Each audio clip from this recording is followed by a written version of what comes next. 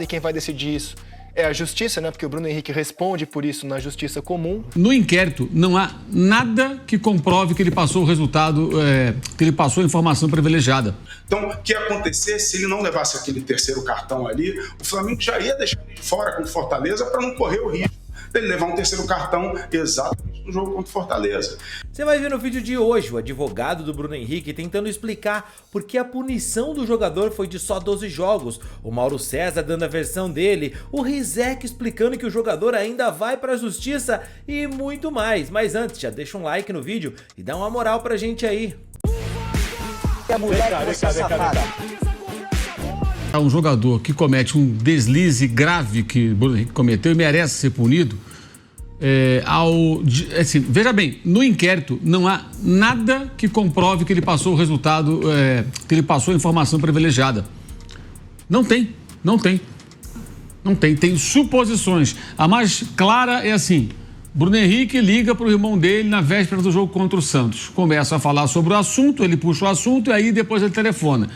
Aí no inquérito diz que ele provavelmente, algo assim, provavelmente falou sobre, provavelmente não é nada, é uma suposição. Então o inquérito, ele não é, digamos assim, tão contundente como as pessoas imaginam. Elas não leem, inclusive jornalistas não leem, mas têm opinião. Interessante isso. Veja bem, eu acho que o Bruno Henrique tem que ser punido.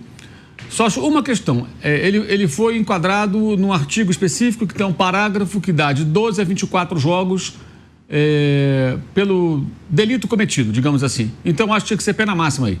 Porque mais de uma vez ele dialoga sobre esse assunto com o irmão dele. Ele não fala, vou tomar o cartão dia tal e tomo o cartão da maneira que as pessoas imaginam, porque, veja bem, a primeira conversa que ele fala contra o Santos é 64 dias antes do jogo contra o Santos. 8 partidas depois. Nem o técnico era o mesmo entre o momento em que ele tem esse diálogo e quando o jogo acontece com o Santos. Era o São Paulo e depois já era o Tite. Então, óbvio que ele não tinha como prever. A informação privilegiada ali era Botafogo, o jogo seguinte, que ele tomou o terceiro cartão. Se ele tivesse falado, vou tomar conta do Botafogo, seria. Então, aí a coisa já morre. Ela esquenta porque na véspera ele retoma um assunto no WhatsApp com o irmão dele e tem um diálogo por telefone que não foi gravado, não tem a gravação, não se sabe o que foi falado. Então fica uma suposição muito forte, evidente, lógico, mas não há comprovação.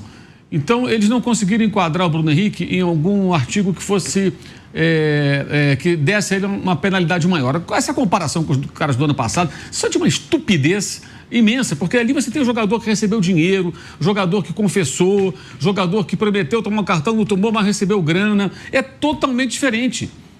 Todos estão errados, mas existem diferentes níveis de erro. Você não pode comparar um assalto a um banco ou roubar uma banana na feira. São coisas diferentes. Até a diferença de furto e roubo, né? São coisas distintas. Então você não pode achar que porque no ano passado os jogadores foram punidos assim, todos não é igual. Claro que não é igual. Não é porque ele é do Flamengo. Claro que o fato dele ter bons advogados, como tudo na vida, né, ajuda. Óbvio que sim. Se você tem dinheiro, você vai ter os melhores advogados, você pode ter uma chance com qualquer ação de êxito muito maior do que se você não tiver grana para pagar um bom advogado.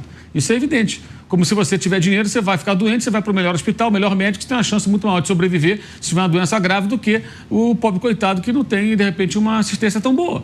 Ou que está num local de pouco recurso, etc. e tal.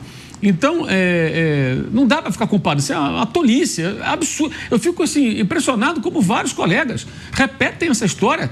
E, cara, vai ler o inquérito, quer comentar o assunto, se prepara, se informa minimamente. O Bruno Henrique merece a punição. Acho que o Flamengo não deveria se envolver nesse negócio, porque esse é um problema dele, não é do Flamengo, não é do clube. As conversas são entre ele e o irmão dele. O clube é sim prejudicado, porque ele vai ficar 12 jogos fora agora, a priori. Então o clube está sendo prejudicado, deveria, como a lei determina, né? Me parece que nesse caso você pode suspender a remuneração, né? Como aconteceu com o Guerreiro na época lá do doping. A do Gabriel acho até que pagaram. Não deveria, que ele estava suspenso por a bobagem que ele cometeu, né?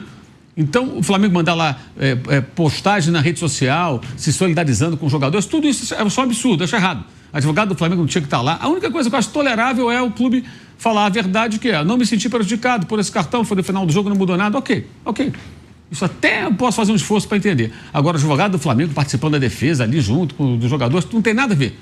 Tem nada a ver. Aliás, eu fico imaginando a felicidade do novo patrocinador do Flamengo, né? Tanta festa pelo novo patrocinador, que é uma casa de aposta. Aliás, a casa de aposta, né? Aí, de repente, você tem o jogador nesse imbróglio todo e o Flamengo, olha aqui, tamo junto como, amigo? Porque ele não fala, no inquérito não aparece ele falando algo que fosse determinante, ou seja, ele não tem informação privilegiada, ela não aparece nas conversas, fica no ar, mas o diálogo é travado. A pauta ali, e tem uma que, para mim, a que mais me incomoda é pouco citada, a página 19 do inquérito. Anote o número da página, se você tiver curiosidade, vá lá e procura na internet e leia o inquérito. Corinthians e Flamengo, 23 de outubro, Itaquera, o jogo, Campeonato Brasileiro. No dia do jogo, o irmão dele manda mensagem. E aí, tio, dá pra tomar... Tio, uma gíria, né? E aí, tio, dá pra tomar um cartão hoje? Hoje dá não, já tô com um. Como assim hoje dá não? Já tô com um? Que diabo é isso? O Bruno Henrique, na primeira vez que ele foi procurado por alguém para falar sobre isso no WhatsApp, fosse irmão, mãe, pai, que fosse, tinha que cortar o assunto de forma abrupta, enfática e falando até uns palavrões de preferência. Ó, você vai para aquele lugar, cara, não me envolve nesse rolo, não. O jogador não pode dialogar sobre o cartão amarelo com ninguém. Se ele combinar com o técnico, é até uma outra discussão, até de ética e tudo, se isso é correto ou não, embora esteja incorporado ao futebol há muito tempo, mas não estou nem entrando nessa questão. Se o técnico falou, olha, eu quero que você tome um cartão nesse jogo para ficar fora do outro e voltar no jogo seguinte, que é o jogo mais difícil. Isso ele não pode falar nem para a mulher dele, nem no confessionário para o padre. Vai que o padre gosta de apostar. Tem que falar com ninguém. Ninguém. E os jogadores, os técnicos, os departamentos de futebol, eles agora precisam entender como funciona, porque agora você tem as bets.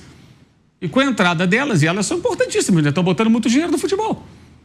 Então você tem que saber que essa informação virou informação confidencialíssima, não dá para conversar com ninguém. E ele fala, ele dialoga sobre o assunto com o irmão, né? Ele dá corda para o assunto, ele fala sobre o assunto ali. Então eu acho que isso é o bastante para essa punição. Nesse artigo, que foi o máximo que conseguiram enquadrá-lo, só que a pena não foi a máxima. Porque a pena é de 6 a 12 jogos. Mas se for atleta, por exemplo, no parágrafo seguinte, parágrafo único desse artigo, isso está especificado, que ela vai de 12 a 24. Então, acho que tinha que ser 24 jogos. Acho que o Flamengo não tinha que recorrer, tinha que ser cobrado do Bruno Henrique. Como é que você faz um negócio desse com o Flamengo, Bruno Henrique? Isso que o Flamengo deveria fazer. É a minha opinião, tá? Agora, comparar o que aconteceu no ano passado com outros jogadores são coisas diferentes, gente. Aí, assim, aí é desinformação. Aí é desinformação. Isso não é uma defesa do jogador, não, muito pelo contrário. Muito pelo contrário. Apenas não dá para chegar e você querer a pena, porque eu acho isso, porque eu acho que deve... Você acha, é o problema seu. A lei é essa. E a lei, ela precisa ser revista, porque ela é anterior ao surgimento das bets. É preciso uma regulamentação mais específica para os casos que envolvem apostas esportivas. Teria sido branda, né? E aí eu fico muito curioso com isso, porque o fato em si que aconteceu com o Bruno Henrique não guarda qualquer relação com os temas que já foram julgados pelo STJD antes. Então, estão querendo fazer uma comparação de que essa pena do Bruno Henrique teria sido muito mais branda do que os outros temas. E é completamente diferente. Só para eu te explicar, acho que se eu contar exatamente como é que foi o fato do Bruno Henrique, a gente comparar com o dispositivo do CBJD, fica muito claro que ele não deveria nem ter sido punido no artigo 243A. Então, o que aconteceu? O que se pretende na realidade, evitar é uma fraude dentro do jogo, né? É por isso que as punições mais severas, elas vêm a punir uma fraude ao jogo, algo artificial que não estava planejado, ou seja, alguma combinação fora do jogo para que dentro do jogo algo artificial aconteça, ou seja, com isso você está fraudando o jogo, você está deixando que o jogo seja natural, né? E nos outros temas aconteceu exatamente isso, ou seja, pessoas foram abordadas, atletas combinando determinadas jogadas dentro do campo, exatamente para se favorecerem fora do campo. E isso não aconteceu com o Bruno Henrique. O Bruno Henrique, ele já planejava tomar o terceiro cartão amarelo. O terceiro cartão amarelo não é atitude antiética, não é atitude antidesportiva. E a própria Justiça Desportiva já se debruçou desde 2011 sobre esse tema, então faz parte do jogo, faz parte da estratégia do jogo. Portanto, não houve nada artificial dentro do campo do que estava planejado. Então, quando muito, o que aconteceu foi uma informação privilegiada. Então, portanto, olha o que diz o artigo do CBJD onde ele foi punido. Atuar de forma contrária à ética desportiva com o fim de influenciar o resultado de partida, prova ou equivalente. Isso não aconteceu. Ou seja, não é uma atitude contrária à ética desportiva, porque o terceiro cartão é permitido, e ele não pretendia influenciar o resultado da partida. Ele queria tomar um terceiro cartão para ficar fora do jogo contra o Fortaleza e poder jogar contra o Palmeiras. Então, o que ia acontecer se ele não levasse aquele terceiro cartão ali, o Flamengo já ia deixar ele de fora contra o Fortaleza para não correr o risco dele levar um terceiro cartão exatamente no jogo contra o Fortaleza.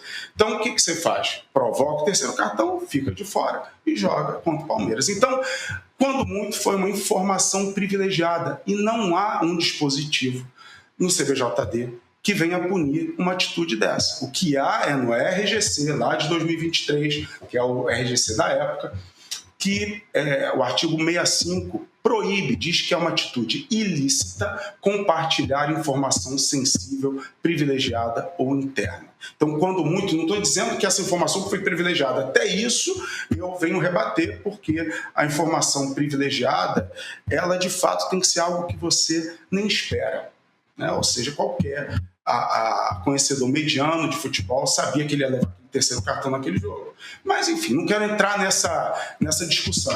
Mas a previsão para esse tipo de situação é punida pelo artigo 191, inciso 3º, que é descumprir regulamento do campeonato. Que foi o que aconteceu, que é punido com multa, não é punido com suspensão.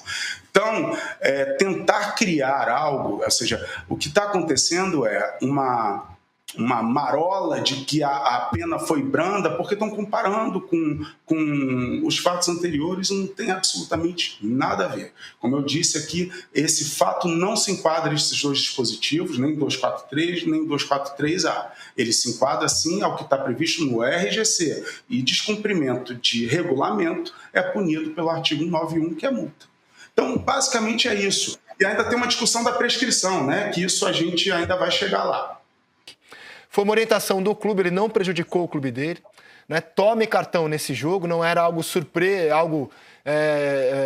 o qual o Flamengo tenha sido surpreendido. Tome um cartão nesse jogo, coisa que virou beabá no Brasil. Ou seja, não tem uma fé do jogador em relação ao atleta.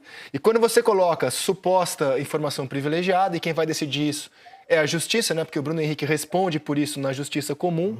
Se o fato de supostamente, eu digo supostamente porque não cabe a mim dizer se ele é culpado ou inocente, é a justiça que vai decidir. Então, do Bruno Henrique supostamente ter avisado familiares, vou tomar um cartão, pode apostar, porque está combinado com o Flamengo que eu vou tomar um cartão. Essa frase, por exemplo, vou tomar um cartão, não aparece em nenhum momento nas investigações. Tem uma pergunta e uma resposta afirmativa. Sim, mas é disso que ele é acusado. Sim. Mas eu estou dizendo que a frase em si, né? Pode apostar que eu vou tomar um cartão, eu vou tomar. Não está no. Perfeito. E quem vai decidir isso é a justiça, né? Perfeito, Michel. Cometi alguma imprecisão aqui em relação ao que falei sobre o caso? Mas e aí, cara, te convenceram essas explicações? Pra você, a punição do Bruno Henrique foi justa? O Flamengo tem que recorrer? Comenta aí, quero saber a sua opinião.